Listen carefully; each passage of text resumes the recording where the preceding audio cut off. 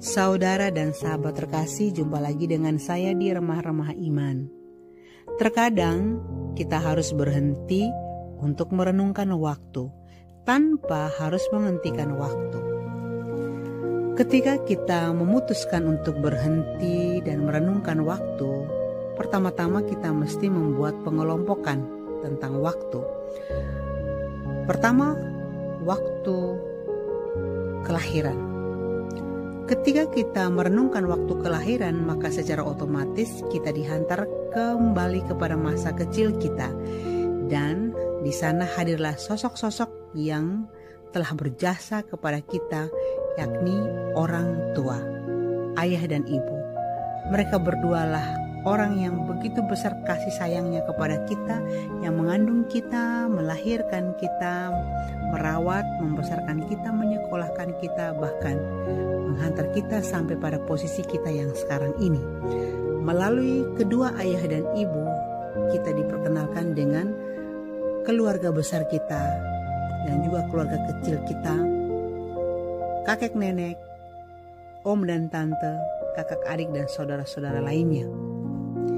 Dan pada saat kita merenung, melintas juga pengalaman-pengalaman yang menyenangkan sekali yang terjadi dalam keluarga kita, yang tidak pernah kita lupakan, dan juga pengalaman-pengalaman yang memprihatinkan, yang amat menyusahkan kita, yang juga pernah kita alami di dalam keluarga kita.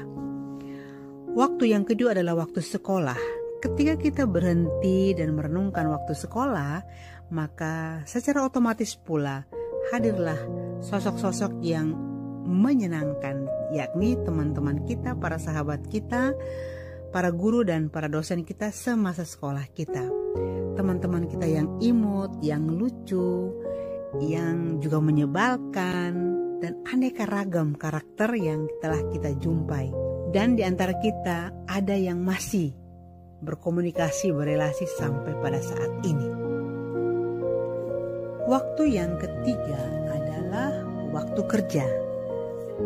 Pada waktu kita berhenti dan merenungkan waktu kerja, maka kita mulai mengingat saat-saat yang amat memprihatinkan di waktu awal, di saat kita mau mengambil keputusan untuk bekerja, kita mencari pekerjaan, ketika kita ditolak, ketika kita diterima, lalu pertama kali kita bekerja, ada kemajuan, ada kemunduran, ada kesalahan, ada kritikan, ada koreksi dari mereka yang senior, teman-teman kita, yang membuat kita merasa gembira, merasa kita didukung, tapi kita juga merasa kita dijatuhkan, kita dipojokkan, dan aneka rasa di masa-masa awal kerja kita. Tapi yang menarik adalah di dalam perjalanan waktu kerja itu, kita sudah mulai bisa mengatur untuk kehidupan kita secara pribadi, kehidupan keluarga kita, dan juga kehidupan untuk masa depan. Waktu yang keempat adalah waktu di mana kita mengambil keputusan untuk memilih, untuk menjatuhkan pilihan pada kehidupan berkeluarga atau yang lainnya. Pada saat permenungan yang satu ini, pasti kita akan ingat kembali bagaimana Tuhan dengan caranya yang unik, yang luar biasa, memberikan tanda tertentu, memberikan simbol tertentu, menghadirkan pribadi tertentu yang membuat hati kita untuk terpikat, hati kita itu tertarik dengan sesuatu pilihan atau kehidupan yang nanti bakal kita jalani pada waktu yang cukup panjang.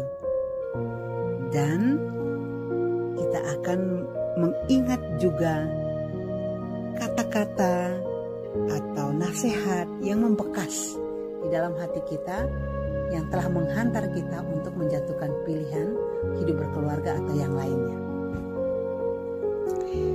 Nah, selanjutnya apa yang harus kita buat setelah kita telah memberikan waktu untuk merenung? Yang kita buat adalah berdoa. Di dalam doa kita mengucap syukur kepada Tuhan dengan catatan, Tuhan, demi saya menjadi pribadi seperti ini. Kuat, tegar, kokoh. Engkau menghadirkan jutaan manusia sejak saya dalam kandungan ibu hingga saat ini. Saya telah menghadapi jutaan manusia dengan jutaan karakter. Dan melalui mereka telah menyumbangkan kepada saya energi positif, energi negatif. Yang kedua-duanya adalah kekayaan yang tak terhingga yang telah membentuk pribadi saya seperti ini, yang telah membentuk karakter saya seperti ini. Maka terima kasih Tuhan, karena Engkau telah menghadirkan jutaan manusia dalam kehidupan saya hanya untuk menjadikan saya seperti saya saat ini. Saya juga mohon maaf dan mohon ampun kepadamu ya Tuhan, apabila selama ini saya hanya melihat yang baik-baik saja yang saya syukuri, yang memberikan energi positif yang saya syukuri, sementara yang memberikan energi negatif tidak saya syukuri. Padahal kedua-duanya adalah pemberian-Mu untuk membentuk saya menjadi seperti sekarang ini. Sekarang saya memahami bahwa semuanya tidak ada yang kebetulan, tapi semuanya adalah rancangan-Mu yang indah. Maka saya bersyukur dan berterima kasih kepada Tuhan. Saya mohon berkatilah mereka semua, siapapun mereka yang telah hadir dalam kehidupan saya. Dengan begitu banyak cara, semuanya itu telah menjadikan saya pribadi seperti ini. Terima kasih Tuhan. Berkatilah juga perjalanan-perjalanan kami selanjutnya agar selalu di dalam naungan. Saudara dan sahabat terkasih, seberapa besar kekuatan-Mu? Kita semua pernah melewati masa sulit, di mana kita tidak pernah membayangkan kita akan melewati. Tetapi disitulah kemampuan-Mu untuk mengatasi datang. Untuk percaya bahwa semua memiliki tujuan, bahwa beberapa siklus perlu ditutup agar orang lain dapat memulai. Percayalah pada kemampuan-Mu di dalam Roh Kudus untuk mengatasi, bahwa kamu kuat dan semuanya akan berlalu. Kita mesti belajar untuk mengundurkan diri, belajar dari apa yang benar-benar penting, dan pada akhirnya kita bersyukur atas hal-hal yang membuat Anda dan saya berkembang.